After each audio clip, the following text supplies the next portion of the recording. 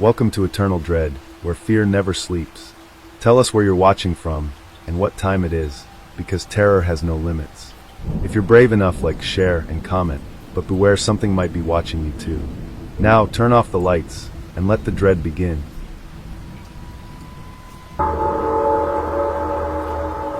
I can't even write this girl's history up right now. I literally can't. I don't know how my boss thought it would be a good idea for me to talk to her, or why he'd think anything she said would make me feel better about anything or anyone. The rest of her file will come later.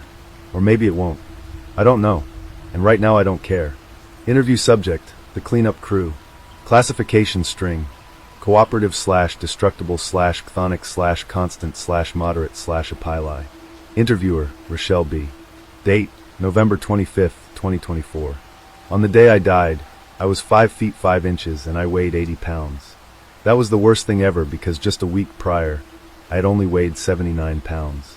It can't be, I assured myself, ignoring the panic gnawing the boundary of my consciousness. It's wrong. It isn't possible. You logged every gram of food, like you're supposed to. You accounted for every fraction of a calorie, like you're supposed to. You did everything like you're supposed to. You were in control. You are in control. I stepped off the scale, then stepped back on. This time, the number was even worse, 80.2. A panic attack roared in. I was a failure. A weak, idiotic, disgusting failure with no self-control. I stared at myself in the mirror, loathing every line and contour of my body, and despising everything inside it until I burst into tears. I cried so hard it made me dizzy. Too dizzy to stand. Too dizzy to even sit. I lay down as sobs racked my body, curling up on the bath mat as darkness shredded the edges of my vision. My chest felt so heavy, like someone had stacked 100 bricks and plopped down on top of it. Nausea roiled in, slick and all-consuming. I blacked out, then juddered back into consciousness on the living room floor, screaming as a paramedic slammed my sternum down again and again, crushing my heart, my lungs, my spine. The pain was so overwhelming I couldn't move, couldn't see, couldn't even think. I could only feel pain exquisite in its profoundness, and a mindless primal panic because I just knew that each compression was cracking my bones and rupturing my organs. I tried to shove him off, but I was too weak to even twitch. Pressure in my chest surged, flattening my lungs, and pain swallowed me again. I woke up in a hospital. I remember the words my doctor used. Anemia, critically low blood pressure, bone loss, kidney damage, heart failure. The heart failure was why I'd gained weight. All the fluid built up because my own heart was too weak, too damaged, to cycle its own blood. Can you cure it? I asked. No. It's treatable but irreversible. He looked at me sadly. I told you, Courtney, if you don't eat, you'll die. And you died. By the time they drained all the excess fluid, I weighed 72 pounds. When I was finally discharged a month later, I weighed 89 pounds and had racked up a $90,000 bill. In my defense, I didn't expect things to end that way. Then again, there are a lot of things you don't expect about eating disorders. For one thing, you don't expect the exhaustion. How your mind slows down, how even a full year into recovery, you still trail off mid-conversation because your brain can't pounce on the right words. No one tells you how every waking moment, and most of your sleeping moments too, are consumed. How the only thing that makes you feel pride, the only thing that makes you feel hopeful, the only thing that makes you feel good, is meeting your restriction goals. No one tells you how good it feels when people lavish you with compliments, or how confusing and devastating it is when those compliments dry up. No one tells you that most people eventually stop talking to you. You definitely don't believe the desperate friends who tell you that you're not fat, you're dying, and you only think you're fat because your brain is so fucked it can't see reality anymore. You don't expect the stench, either. The ketone miasma smells like a cocktail of nail polish remover and blood, with a tantalizing note of cat piss. You don't expect what happens to your teeth, how you're lucky if it's only your back molars that crumble. You don't expect the scarring that impedes your ability to swallow solid food. No one tells you that your stomach might never stop hurting, even after you get better. No one tells you that you'll sometimes get panic attacks when you take your acid reducer because the berry-flavored coating is sweet. No one tells you how an eating disorder will turn you into an addict with everything addiction entails. The lying, the manipulation, the obsession, the ugliness, the destruction. Only instead of alcohol or opioids or meth or fentanyl, deprivation is your drug. And no one tell you how people around you are okay with it up until the very end. because for some reason we all think self-deprivation is a virtue. I still think that sometimes.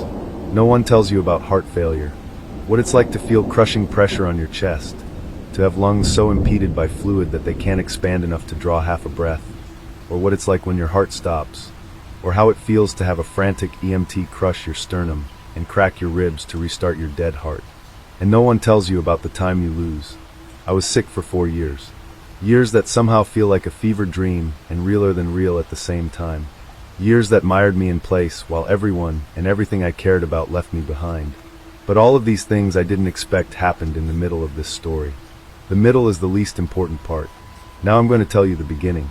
My big sister Carissa was the best person in the world. She adopted 2 ancient mutts and sang lullabies to them every night. She made friends with the crows who lived in the courtyard behind our apartment and taught them to say my name.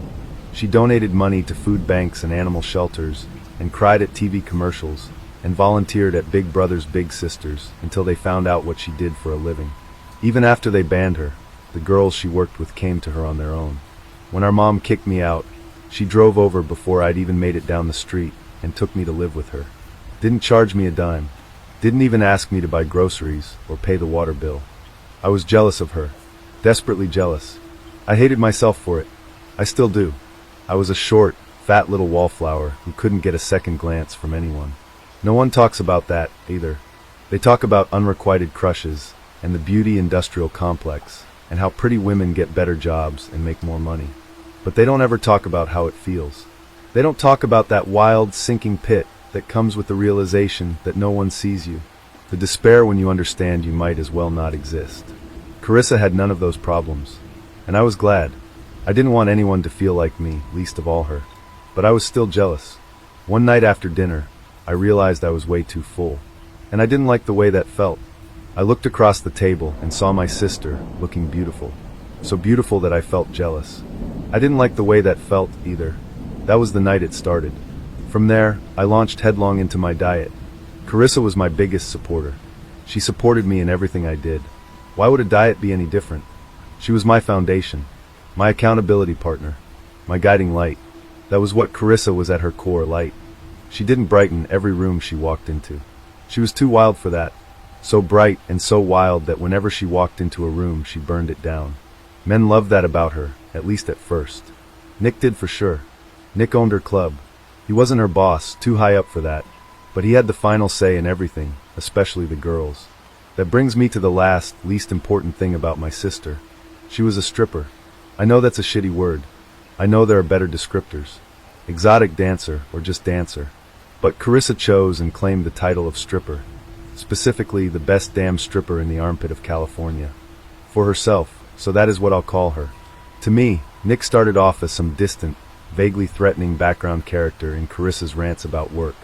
But it didn't take long for that to change. For Nick to notice how bright she shone. How everything burned in her wake. I knew they were dating before she told me. What I didn't know was that dating Nick came with expectations. Bad expectations. Expectations that terrified her. So she broke it off. He killed her for it, and he got away with it. I was at work the night it happened. She called me at the end of my shift, screaming, "Don't come home. Courtney, whatever you do, do not come home." And then I heard a crash in the background, and her dogs barking and voices. And laughter. And then she ended the call. I didn't listen. I went home immediately. By the time I turned onto our street, fire trucks were there, and the parking lot was barricaded. Our apartment window faced the road. It was wide open and full of fire, an upside-down waterfall of flame rippling up into the night. She managed, somehow, to get her dogs out of the apartment. Our neighbor found them on the landing, howling and wailing at the door. I kept those dogs until they died. I sang them lullabies every night, just like she did. The sheriff ruled it a suicide. Everyone knew it was bullshit, but they argued that she had obviously planned it because she did it while I was at work and also got her dogs out of the way. Naturally, the fact that the sheriff was Nick's uncle never even came up. In the aftermath of my sister's death, I hatched a million revenge plots against that slimy motherfucker, each less viable than the last. The fact that Nick was still here ate me alive. I literally dreamed of killing him. Stabbing, running him over with the car, drowning him, immolating him, shooting him, crushing him. Sometimes I even dreamed of eating him. roasting him over the very same fire that killed her and tearing into his body as the hot grease dripped down my chin. But I wasn't eating him. If anything, he was eating me, and there was nothing I could do about it. After that, my life spun out of control. Nowhere to live, nowhere to go, and my best friend, my provider, my advocate, my champion, my protector, my sister, had been stolen from me. No light was left. Only darkness. Living, starving, ravenous darkness.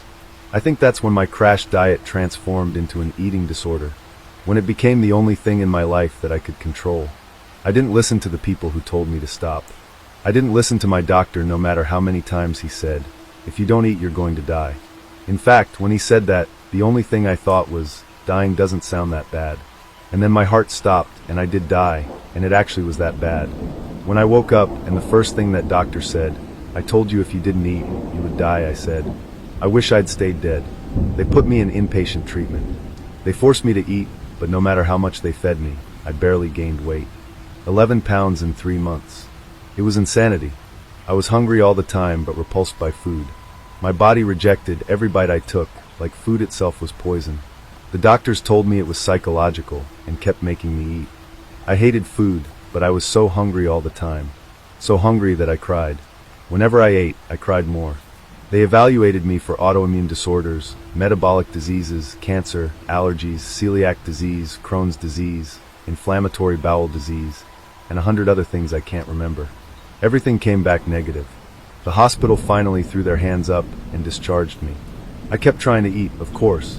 I was so hungry I tried until I cried every single day. That became my life. Crying every day because I was so hungry and dreaming of killing my sister's ex-boyfriend every night. I finally gave up and decided to kill myself. I put on Carissa's favorite jacket, loaded her favorite album on my phone, put a bottle of painkillers in my pocket, and set off for her favorite bench overlooking the bluffs. I even ordered her favorite sandwich, those chicken bacon ranch things from Quiznos. We used to eat 15 of them between us. I hadn't eaten one since she died. The smell made my mouth water. I sat down, unwrapped the sandwich, and took a bite. Immediately I retched. That was the last straw.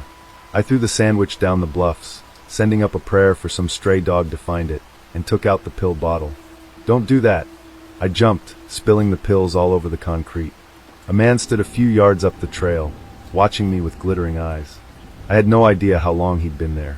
I had no idea how I'd missed him. He was huge, taller than almost anyone I'd ever met. And there was something else. A long time ago, a dog jumped a fence and chased me. It caught me by the leg and dragged me backward, destroying my ankle in the process. I couldn't walk for a month. I still have the scars even now.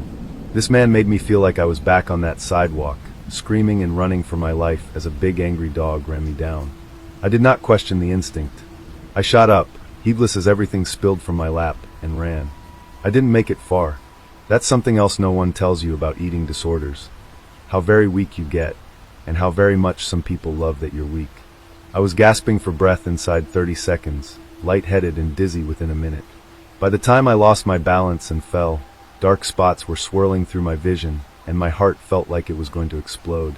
Just like it had right before I went into cardiac arrest. The man came up beside me as I lay there wheezing. I saw his shoes. Fancy shoes so heavily polished, I saw my own face reflected in them. I looked worse than a corpse. I tried to crawl away, but he grabbed me by my sister's coat and sat me up. Then he sat down across from me, right there in the middle of the sidewalk. "We need to talk," he said, in an accent so thick I couldn't immediately decipher his words. "But first, you need to eat." He held out a styrofoam takeout carton. Despite everything, the smell of whatever was inside made my mouth water. I wanted to take it. Instead I spluttered, "Excuse me, sir, what the hell? You are in hell right now." I was sure that was his cue to drag me off and torture me to death. I even steeled myself. But then he kept talking. "Everything smells good, but every bite you swallow comes back up again. You think of food all the time. You can't sleep because you're hungry, but you still can't eat. This sounds familiar?" "Ah, yeah," and in more than one way, I thought. He leaned forward and placed the carton in my lap.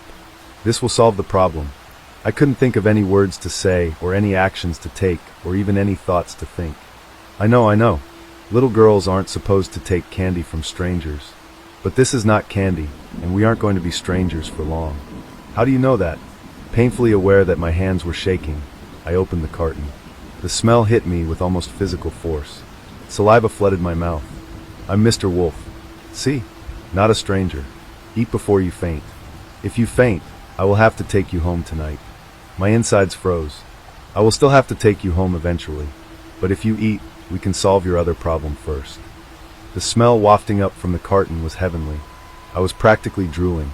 I desperately wanted to eat, which was confusing because I was even more scared than I'd been 30 seconds ago. What the fuck, dude? I will tell you what the fuck while you eat. Is that fair? It was as fair a proposition as I could expect under the circumstances, so I took a bite. I was a little let down. It didn't taste nearly as good as it smelled. But at least I was able to swallow it without irking it right back up again. Something is eating you. I smell it. It's devouring you from the inside out. Unbidden, Nick's face floated to the front of my mind, loathsome and loathed. Not something. Mr. Wolf smiled, wide as the Cheshire cat. I saw then why his voice was so thick, words flowing together in ways that had nothing to do with his accent. He had no teeth. I know it is someone and not something. That is why I want to help you. I frowned as a million snippets of urban legends and morality plays and folk tales and fairy tales and Bible stories flit through my mind in the space of a second. Are you actually real? Unfortunately. Are you like the devil? I would be much more fun if I was the devil. Then who are you? I told you I'm Mr. Wolf. Eat. I weighed my options. I could run again, but he would catch me, and I would have to leave the food behind besides. I could scream, but he'd clap a hand over my mouth and carry me off before anyone came to help. Assuming anyone actually did, which was far from a guarantee. He was probably crazy, if he was even real. It occurred to me that he may not be. For all I knew, I'd managed to swallow the pills, and all of this was just a dying brain's last gasp before all its synapses popped. Besides, I'd woken up that morning expecting to be dead at this very moment. Instead, I was eating for the first time in years, and enjoying myself. I had nothing to lose. So, I took another bite. You know something's eating me. What else do you know? I know that if you don't eat, you will be in very big trouble. Just like that, the food turned to putty in my mouth. My stomach churned and clenched, trying to force each bite right back up. I thought of 100 scoldings from my doctor and 1,000 different readings on my shitty bathroom scale. My face curled into a snarl. Yeah, I know. If I don't eat, I'll die. Been there, done that, fucker. You won't die. It will be much worse than death, and it will never end. Sounds like a standard work week to me. You're funny. I like people who are funny when they're scared, but there is nothing funny about this. He watched me intently. When you are done with your food, you are going to come see what will happen if you do not eat. 100 dire warnings echoed in my heart. Don't scream help, scream fire.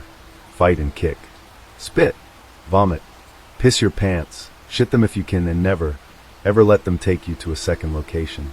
Why don't you bring whatever you want me to see here, instead of taking me somewhere else to see it? His face darkened. Fear curled in the pit of my stomach. Then his mouth fell into an exaggerated frown, and the fear eased a little. Someone will see, and I will get in trouble. They will make us go back home tonight, and then we will not get to take care of the thing that's eating you. About that, another bite. To my immense relief, the flavor had returned. Where exactly is home? His hesitation made me scared. Tell you what, he finally said. First, you eat. Second, I show you what happens when you don't eat. Third, we will solve your other problem. You'll trust me after that. Once you trust me, we will have another conversation about your future. After you eat. But by then, the carton was already empty. My stomach growled loudly enough that Mr. Wolf heard it. He laughed. I have more food. But first, I have someone for you to meet. He held out his hand. Let's go to the van. This made my stomach fall in ways that had nothing to do with the night, or his terrible voice, or the barely tamped down panic roiling in my gut, or even the mention of a van. Back before I was in recovery, my medical team staged periodic interventions. They had me meet people who had recovered from eating disorders right along with people who hadn't. They were almost always ghastly, shrunken, stinking, almost inhuman. Worst of all, they were in denial. Somehow I never made the connection that I was starting to become them, or that I already was. Anyway, it makes me sound paranoid to say it now, but I started wondering if this whole insane encounter was just another intervention. If Mr. Wolf was on some medical team, or maybe a therapist hired by my aunt. Whether he was going to drive me to a clinic or support group and make me gawk at some other poor girl so ghastly skinny that her body didn't look real anymore. I'm not going anywhere with you, I said. Especially not in a goddamn van. I mean, are you serious? He rubbed his forehead. I will make you a deal. I will bring the van here if you promise you will not run. I agreed, because that's what you do when you're 92 pounds and weaker than shit. You capitulate to people stronger than you, and waited while he vanished into the darkness. I won't lie, I thought about running, but it would be useless. I could barely even walk. I wouldn't stand a chance. Besides, I was scared of making him mad. So I waited, distracting myself by licking the leftover sauce out of the food carton. It didn't taste particularly good, but each drip gave me energy, like I was a video game character powering up. When a windowless white van pulled up to the sidewalk 5 minutes later, I stood up. Mr. Wolf got out of the driver's seat and waved me over. I immediately retreated. No, not happening. You're not getting me anywhere close to. Before I could blink, he grabbed me by the jacket again and dragged me to the back. Fear erupted, overpowering and almost transcendent. This was it. I'd gambled with my life because I was depressed and was about to lose. Keeping one hand tangled in my sister's coat, he threw open the trunk. The smell hit me first, crashing like the kind of wave that takes out entire lighthouses. I reeled back, gagging. While burned my throat, the rubbery wet slurry of half-digested food tickled my tongue. There was a crate in the trunk, the kind of reinforced steel box they use for vicious dogs. Mr. Wolf shoved me forward, pressing down on my neck until I was eye level with the thing inside. I burst into tears. He leaned down, so close I could smell his breath. That is what will happen to you if you do not eat. The thing in the crate reached for me, wet flesh glistening. My mind felt jammed, broken. I was talking, but the words seemed to spill out without my input. That's a zombie. That is a goddamn zombie. No such thing. I tried to bolt, but it was futile. He set both hands on my shoulders and held me in place. Listen, when your heart stopped, you became something else. I don't like the word vampire, but I think it's a word you will understand. This dash, he pushed me toward the crate, is what happens to vampires who do not eat. They rot. When people rot, they die. But you are already dead. I can teach you how to live when you're dead, but only if you eat. Otherwise you will rot and rot and rot until you look like her. She is your future. The corpse in the crate wormed its fingers through the bars, coming within an inch of my face. One was puffy and wet, one black and shriveled, and one was stripped to the bone. That was the moment I decided to believe him. After all, I'd been rotting before my own eyes for months. Bruises that sank and spread, opening into sores that wouldn't heal. Skin infections that left tissue too delicate to stitch. I was dying. In all ways that mattered, I was already dead. Unless you eat. But I've been eating. I screamed. I try every day, and I'm so hungry all the time, but no matter what I just throw it back up again. That is because you're eating the wrong things. He slammed the trunk shut. I can feed you the right things, and they will keep you from rotting any worse than you have. But they will not make you better because something is eating you faster than you yourself can eat. If you're going to get better, this thing has to die. You have to kill it. I can't. I was sobbing and hated myself for it. I was scared of everything. Of the sores on my body and my papery skin. Of a lifetime without my sister. Of my future and my past, and the living corpse in the van, and above all of the monster in front of me. I can't kill him. So this someone is a him. Tell me everything. Just like that, the floodgates broke, the dam cracked, and the valley flooded. My first and only true confession. I told him everything. Things I'd told other people, and things I hadn't told anyone, including things I hadn't even told myself. All of it, right down to the way my sister's ex grinned when the police dropped the charges. After I finished, Mr. Wolf said, "I'm sorry. My sister is dead too." He heaved a great sigh. "I can make sure this man dies. I can make sure you are the one to do it, and I can make sure he knows why you are killing him." This was the capstone for the entire insane night. Insanity upon insanity. Even so, I believed him. "What are you?" I asked. "Really, what are you?" "Your friend. You're too fucking scary to be my friend." "You're right. I am a bad friend, anyway. Much better as a brother. So think of me as your brother." I scoffed. "At your age? No way. Dad, maybe." He shrugged affably. "Okay then. I am your new dad. Dads have done nothing but fuck up my life. No more dads." He rolled his eyes. "I'm too old to be your brother, and have not yet ruined your life enough to be your dad." "What then?" I chewed on this a moment. I remembered my sister and all the ways I fantasized about killing her boyfriend. Whatever else he might have been, Mr. Wolf was an answer to 1,000 desperate prayers. I don't know. Guardian angel? Something flickered across his face. I've met 2 angels, and I'm nothing like either. But I have another idea. His eyes brightened, and he leaned forward suddenly, like an animal about to strike. My stomach clenched. Here it comes, I thought. What always comes with these guys, no matter how nice they seem at first. To be fair, this one hadn't seemed nice at all. I can be your patron saint. This surprised me. I frowned. He responded with a highly exaggerated moo. Let me guess. Too religious? No, I squirmed. I thought. I know what you thought. I know what you have been thinking. You are wrong. He threw his hands up, slightly mocking. And that does not mean you're not pretty, or that no one will ever want you. It only means this is not that. To my own amazement, I believed him. Saint Wolfman, if you like, I have no medal for you, but I do have this. Before I could react, he pulled a Bowie knife from a bag in the trunk and put my hand. It was heavy enough that my wrist buckled. For the next 3 days, I held that knife and prayed to my patron saint. Those prayers manifested as conversations.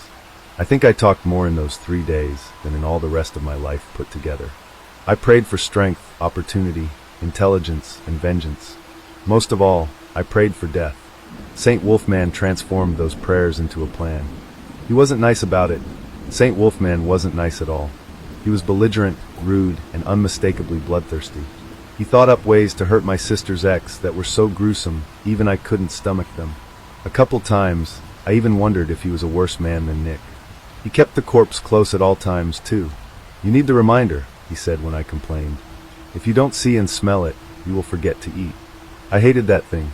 I didn't care if he refused to call it a zombie. That thing was a zombie. Saint Wolfman put its crate in the kitchen. The stench of it suffused my apartment, contaminating everything from the ceiling to the floor.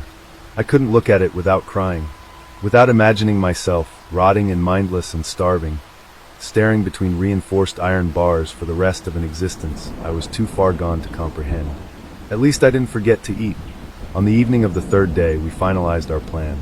It was simple. We would corner Nick outside his club, load him into van, and drive him out of the city. We would keep him next to the zombie, because that would scare him. When we got to our destination, we would kill him in all the agonizing ways Saint Wolfman dreamed up for me. Before we begin, he said, do you have any questions? Yeah, actually. How did you know about me? Like, how did you find me? I didn't expect him to answer, but he surprised me. I found you because I smelled you. You smell like daisies and death. Any other questions? And then, before the thought even solidified, my mouth ran away. What happened to your teeth? I pulled them out. What? Why? Because wolves with teeth don't go to heaven. On that enigmatic note, we loaded the zombie into the van, although I accidentally dropped my end of her crate when she scratched me through the bars, and drove to Nick's club. I was pretty sure Nick would be there, but not positive. Before he killed her, Carissa had told me all about his schedule. The days he was at the club, what he did when he was there, and for how long. On Saturday nights, he always left at 2:30 a.m. Nick was clearly a creature of habit, because sure enough, we caught him leaving at 2:30. When Saint Wolfman grabbed him, Nick reacted immediately. For a second I thought it was all for nothing, that we were lost, because Nick fought. He even pulled a gun and I was sure this was the end, that Nick would win again and kill my fucked up patron saint and me, and even the poor zombie in the trunk. Then Saint Wolfman grabbed his hand, gun and all, and crushed it. I heard the bones break, little cracks and pops. Nick gagged, then screamed, then mewed.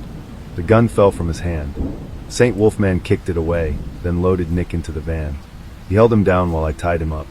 We put him right next to the zombie. The sight of her made him scream again. This time he didn't stop. His screaming didn't annoy me. It made me happy.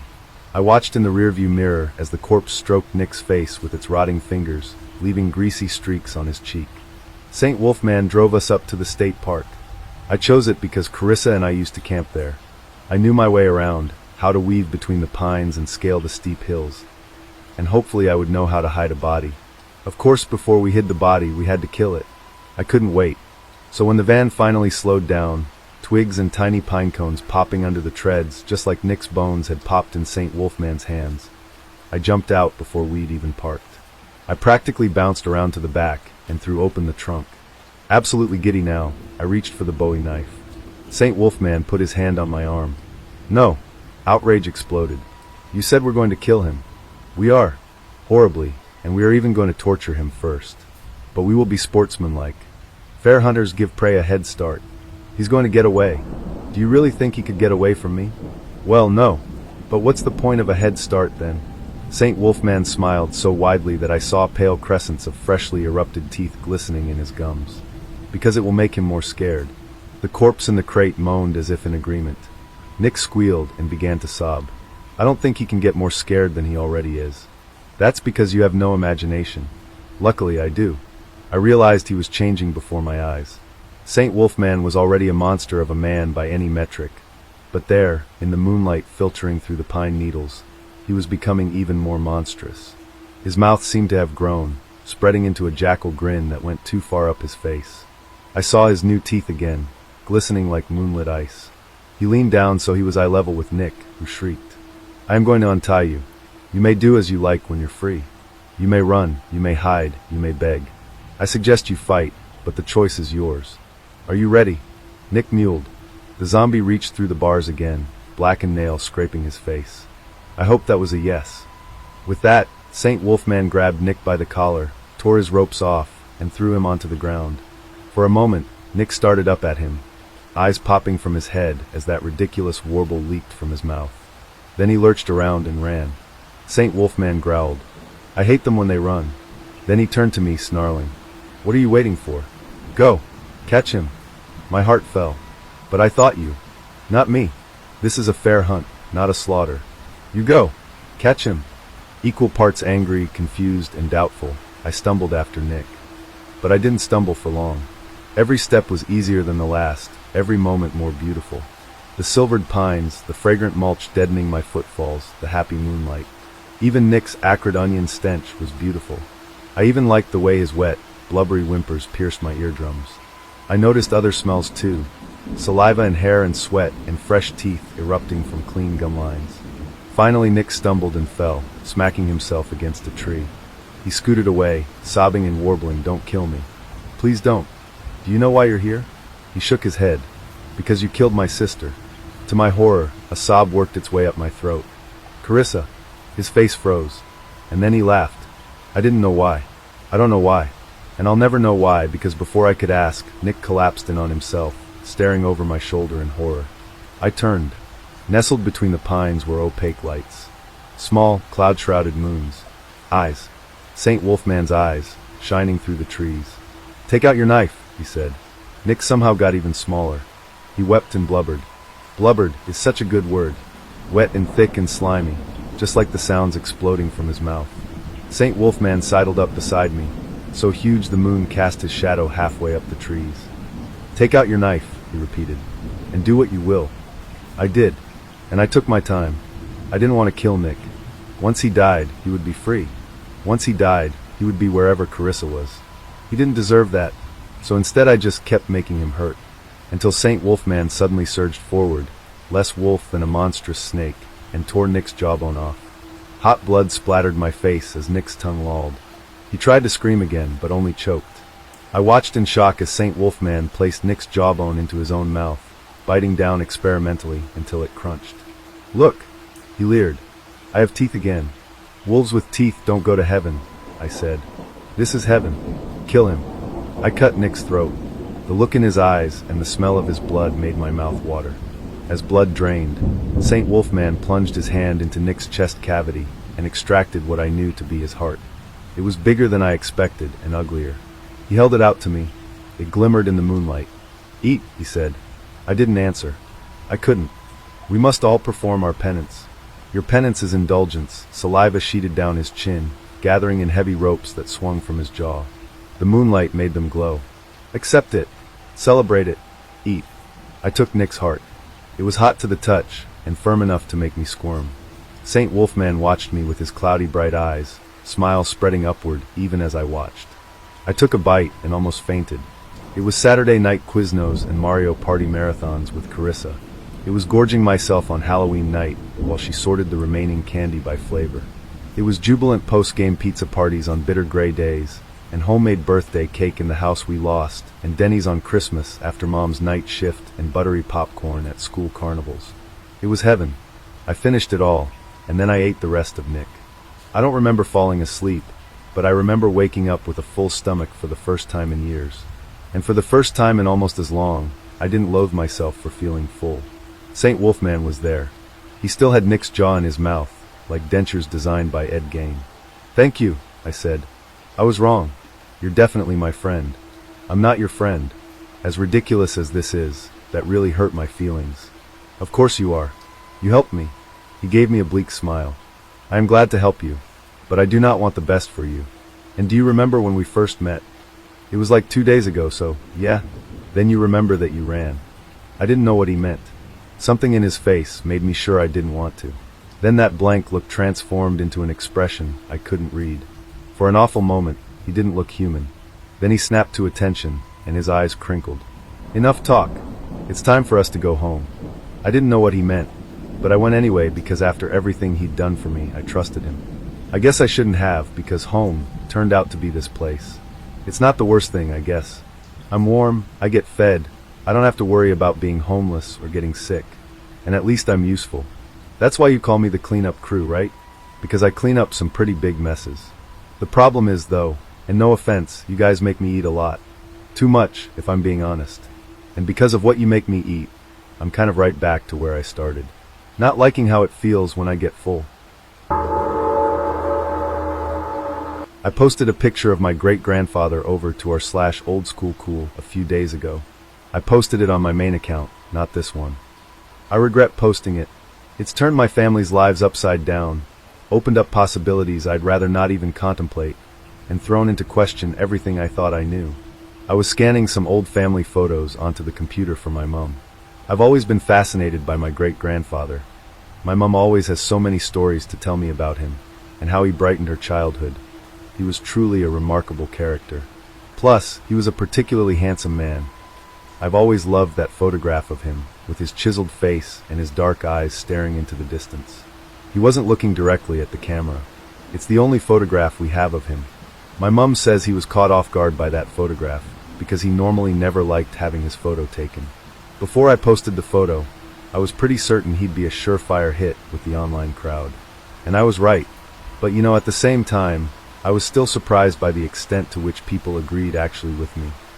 The photograph shot up to thousands of upvotes very quickly. My great-grandfather was internet famous. I got the usual, "Oh my goodness, your great-grandpa was so handsome. And is your great-granddaddy single?" comments. Also, "Hey, can we have a picture of you, Opie, so we can see how much of the good looks you inherited?" The first few comments made me smile and feel oddly proud of my genealogical inheritance. After a while it started to get a bit creepy, as some people started to cross boundaries and take things too far. I started to feel guilty. Sure, there were some beautiful, respectful comments, discussion and questions, but as the popularity of the photograph steadily increased, so did its exposure to the world in general, and that was when the less than savory characters started coming out of the woodwork.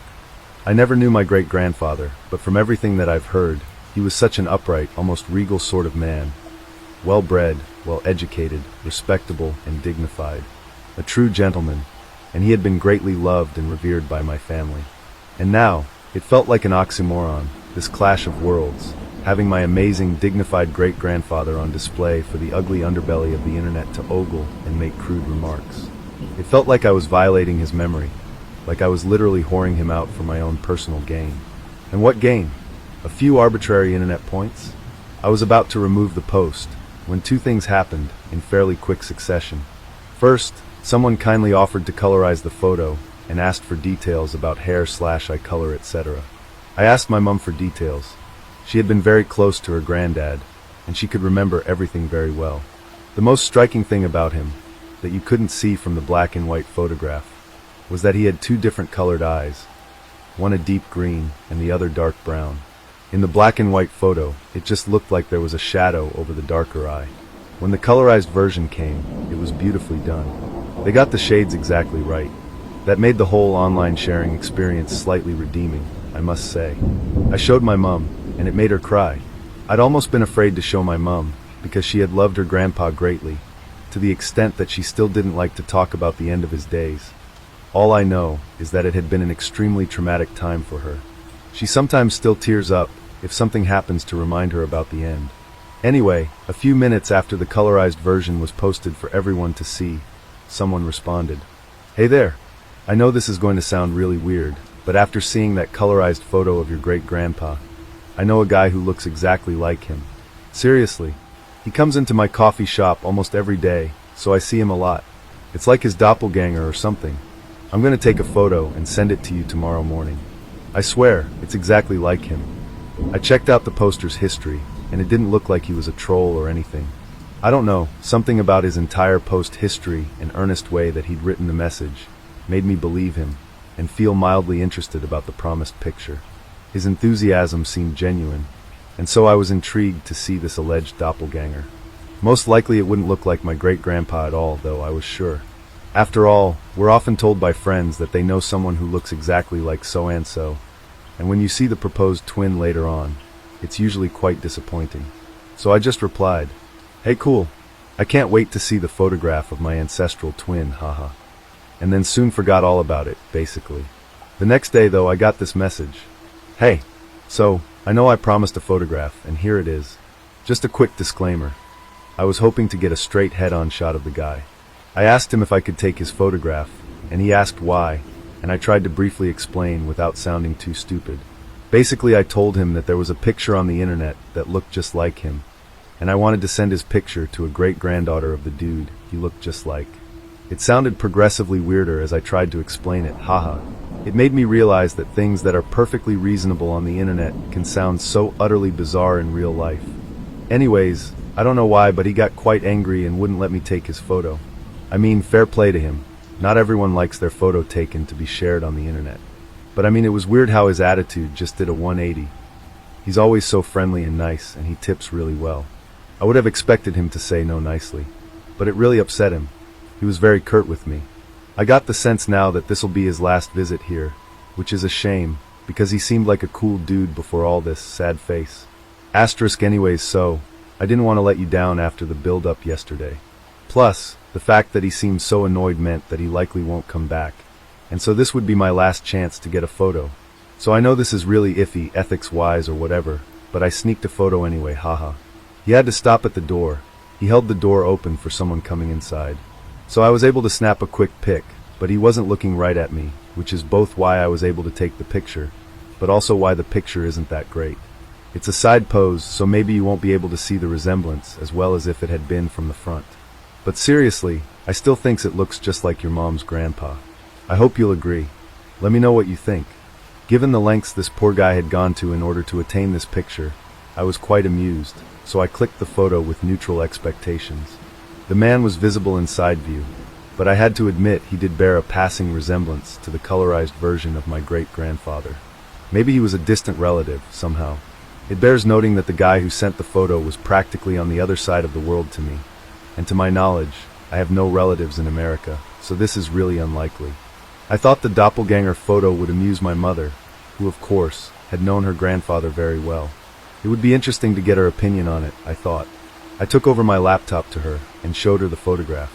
She glanced at the screen, first absent-mindedly, but then she did a double take. She couldn't take her eyes off the screen. "My God," she said, putting her hand to her mouth. She leaned into the screen, peering at it. "Can you zoom in? On his face." I zoomed in as much as I could without making a pixelated, blurry mess of the face. She stared at him for what seemed like ages. "My God, it looks just like him," she said, finally. "I mean, honestly, just like him. I mean, even..." She ran her fingertips over the screen so earnestly and lovingly. "Do you see the slight scar there? On his cheek, near this ear? He used to tell me stories about how he got that. A different story every night. I was so little, I'd sit nestled on his knee and gaze up at that scar, sometimes until I fell asleep. And..." She gasped and pointed at the scar on the man's hand, which was clutching the cup of coffee. His sleeve was slightly lifted back. There was the trace of a scar protruding from his forearm, extending onto the back of his hand. That one too. That one was so prominent. It was a deeply cut scar. I could feel that one underneath my fingers when I held his hand. It seemed huge to me, then, underneath my small hand. He'd tell me stories about that one too. Silly little stories to amuse me. Fights that he'd gotten into, or mythical beasts he'd wrestled. She sighed and smiled, lost in her happy childhood memories for a moment. And then, I guess, the bizarreness of the situation hit her. The man holding the coffee in this modern photograph was a young man, and yet he had the face and accurate identifying features of my mother's grandfather. She sat down heavily on the chair next to the table. "How is this possible?" I asked, voicing the obvious question for both of us. "Could it be a hoax?" she said. "Could this man, who sent you the picture, could he be playing a trick on you? These internet people can be so clever with their Photoshop stuff, can't they? Could they have worked from your original photo?" "Well, yes, maybe, but..." I trailed off. I mean, it was the only possible explanation I could think of. Anything else would be too bizarre. I brought up the original photograph, the one where my actual great-grandfather was facing towards the camera more head-on. The scar near his ear wasn't visible due to the angle of his face. His hand wasn't in view at all, either. My mother and I both took in these details, wordlessly. She stared at me, her eyes wide. "This is impossible," she said. "It can't be possible." I sat down next to her. We sat in silence for a while. My blood was ringing in my ears. There had to be some explanation, surely? It had to be a trick or a joke somehow. Or just a really, really weird coincidence. Having said that, the picture wasn't that great quality. You could see the scars once my mum had pointed them out, but not before. So maybe it was like an optical illusion, like one of those hidden pattern type things that aren't really there, but you make yourself see them, and then you can't unsee them. Maybe it was like that, and the scars weren't really there, and we saw them because my mum expected to see them, because the man's face looked a bit like her granddad, and she'd made me see them now too. Hey, it could be a prominent vein on his hand, or the lighting, or something, and the lighting had caught it just right. I said all of this to my mum, and she nodded along, but I could tell she wasn't convinced. "I suppose," she said, and then she trailed off. "But..." "What?" "It might have something to do with what happened at the end." She was staring at the floor, her hands clasped tightly in her lap. Her hands were shaking, and she seemed frightened. "What do you mean?" I asked carefully. She shook her head. "I'm being ridiculous," she said, and she just got up and left. Her whole body was trembling, and I could see tears on her face. You have to understand some backstory, even though admittedly I don't know all that much. Mum has never spoken about those last few days, despite my previous careful prodding. All I know is, it was a traumatic time when she lost him. It was some sort of violent accident. I know no details beyond that. She still has nightmares about it, and was in therapy for some time. I was itching for details when I was little, but I had eventually made peace with the fact that I might never know. Any small details had been like gold dust. She talks about him all the time, his life, his character, passing on his wisdom. But never about those end days. Not to me, and never to my dad, either, because I've asked him. It's basically restricted territory for our family to discuss. I think partially because of the mystery around his end days, and what an amazing person she describes him to have been. I've always been so intrigued by this man's presence in our family history, and the bond my mother shared with him, how he had shaped her character. I guess it's because of this general awe and intrigue that I'd scanned that old picture into my laptop in the first place, and then why I posted it online. Because I wanted to share his essence with the world. So, of course, my natural curiosity was on fire when she just walked away like that. So close to telling me more, and clearly in some sort of turmoil. And she thought, whatever it was that happened at the end, might be related to this. This modern-day man walking around who looked like him? How on earth is that even possible, and what the hell was it that happened? I really wanted to go after her and just open up my flood of questions, but she seemed in that unreachable mood again, like she often did when she was reliving her traumatic memories. I could hear her crying, and I didn't want to open any wounds. So I just sat there awkwardly, my nerves a squirming bundle of unease, and confusion, and an uneasy feeling of fear, I guess. I was trying to process things, but just coming up blank. The modern photo was just a coincidence. We were seeing scars where there were none, and I'd managed to open up a whole can of traumatic worms for my poor mother, probably messing with her mental health. I should have known better than to post about this sensitive subject online at all. My mind was made up, then, to delete the post and forget all about it. I logged into my account, and I had hundreds of new messages. I'd been offline most of the day, because my mum and I had been discussing the new photo for quite a while. I opened my inbox with a bit of a sigh, expecting more of the same general comments of jokes and compliments, and the occasional lewd remark. Except, what was posted just amplified my unease by 1,000. I have no idea what to think. I'm terrified now. I think I've opened up a Pandora's box in our family history. Here's what happened. After that guy posted the modern photo of my great-grandpa in the coffee shop, along with the colorized version from the other user, there had been a barrage of comments. Here is just a sample that I copy/pasted and saved at that time. There were many others, though some that I didn't even manage to read. Edit. I've now quickly edited out their usernames. Sorry if this messes up formatting. User 1. Dude, this is gonna sound pretty random, but that guy looks just like a mythical figure famous in my hometown. They say he's evil and has a flying beast at his behest that he'll summon if you cross him. The sounds of its helper creature's screams are enough to kill you. We have an old portrait of him in our town hall. It's basically part of our heritage. They say that many years ago he and the Screaming Falcon wiped out half the town population because they mistreated him. I'm going to post the portrait tomorrow.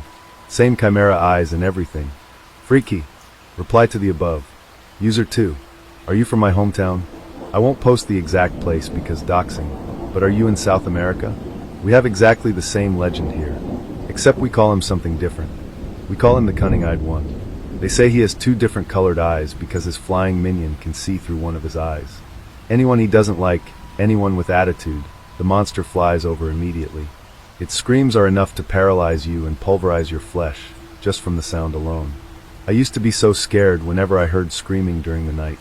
My mother would scare me and my brothers with the cunning-eyed man all the time whenever we misbehaved.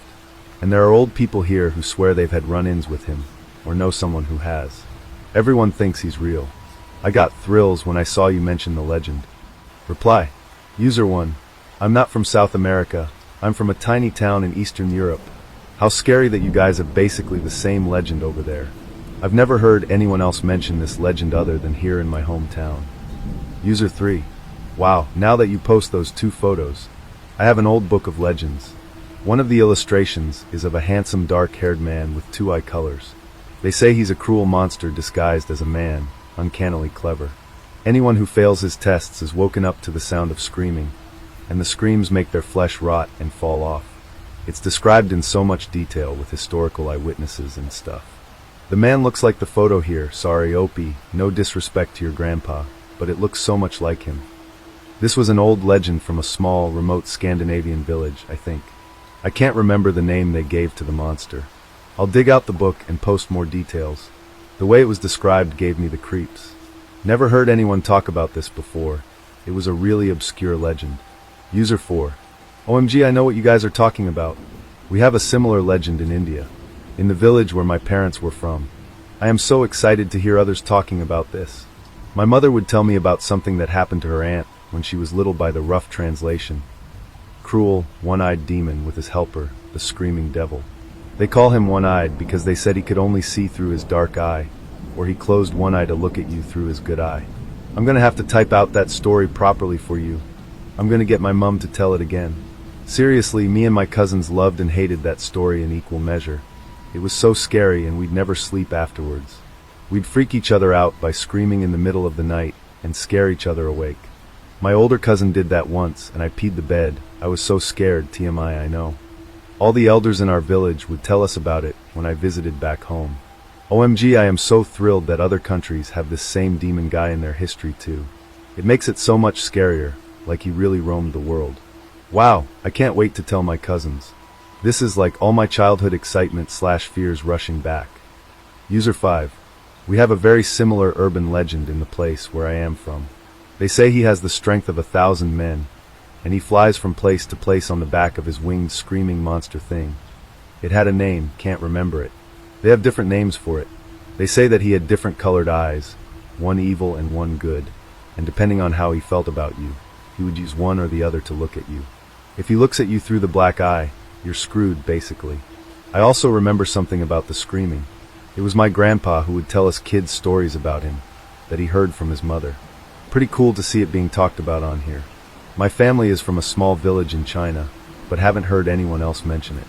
I thought the stories died out with my grandpa. User 6. I'm blown away. Honestly, I thought this story was just an urban legend confined to my family, or something. I had a great uncle who swore he saw this man with unusually uncanny, beautiful eyes that were 2 different colors. He was almost hypnotized by them. The man, who my great-uncle always swore up and down was not a man, but rather a monster of some kind presenting himself like a man, was very strong, and my uncle was very scared.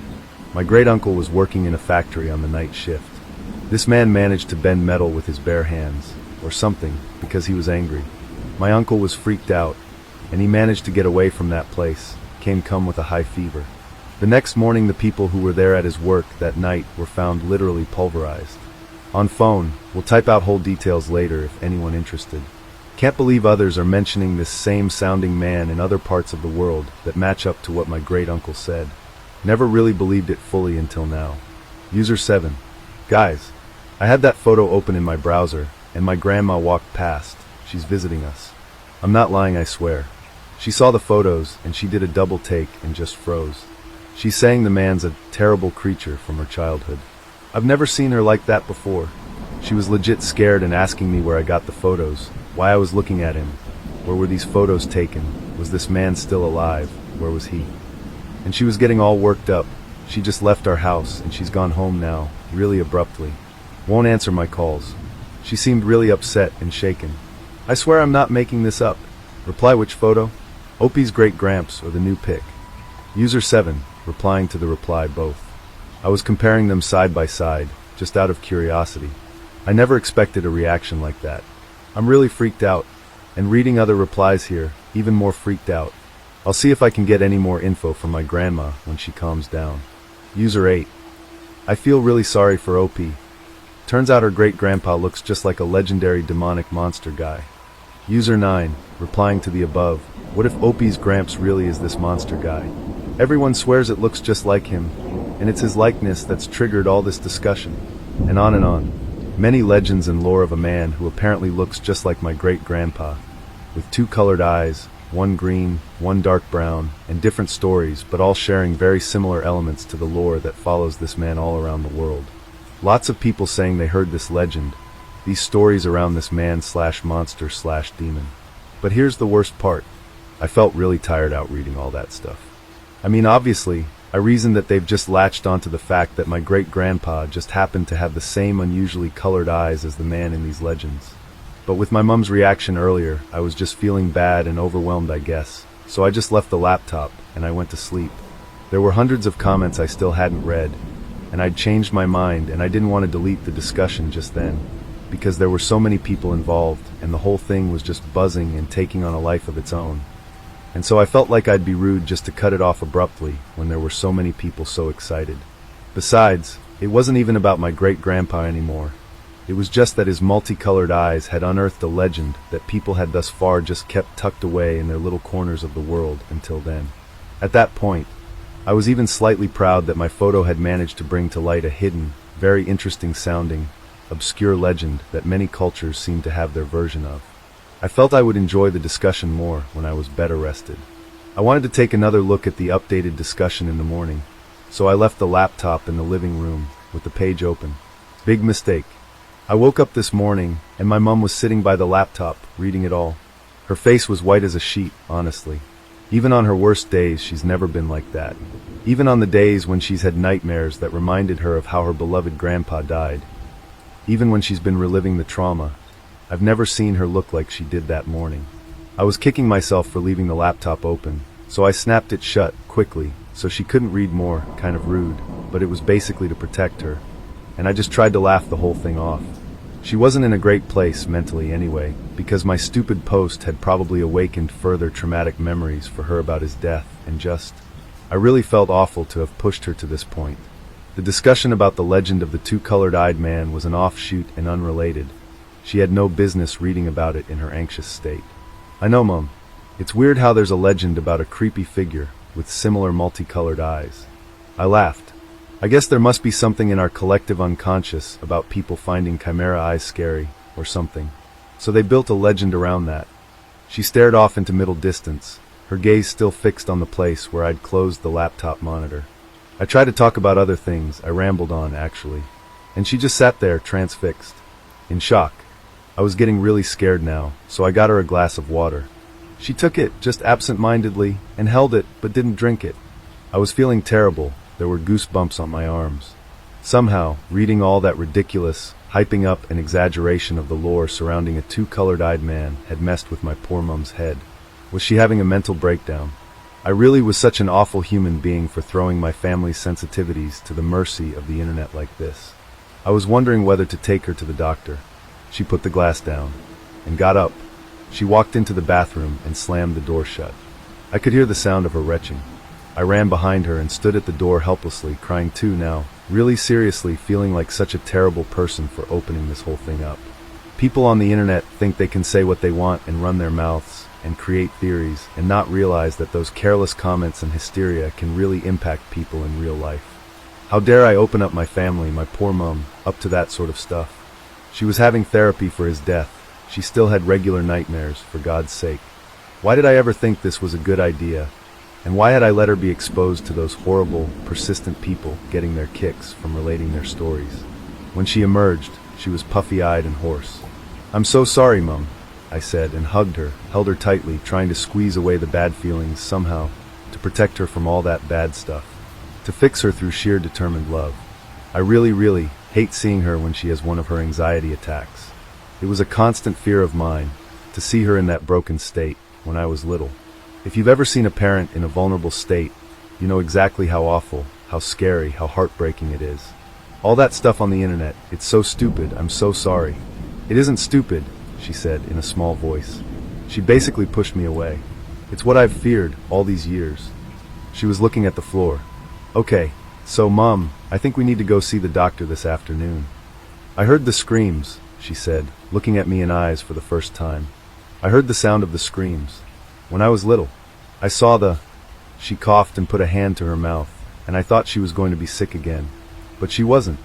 She swayed a little, but steadied herself. I had no idea about the scale of things. I had no idea he was— I guessed a little, but— oh God! I was always so afraid to face the fear I always had. I loved him so much. I never wanted to face it. She covered her eyes and started sobbing, deep, gut-wrenching sobs, and then she went into her room. She hasn't come out. I really have no idea what to think, how to feel. I can't even concentrate on the newer posts and messages I received. I've deleted the original post now, with its photo and discussion. I just can't handle it. I feel numb, but there's this definite sense of terror, too, eating away at the back of my head. I feel so many large, unwieldy thoughts that make no sense, just clanging around in my brain, getting larger like echoes, but I can't focus on any one coherent thought. None of this makes sense. Edit. I just went for a nap, and woke up to find a letter from my mother. She's written something for me, and I think she's gone out for a walk. I think it contains more info, finally, about my great-grandpa. I'm going to read it through, and we'll try an update. Edit 2. I'm sorry, it's been a really traumatic few days. I will update later on today, Saturday. Edit 3. Update is here.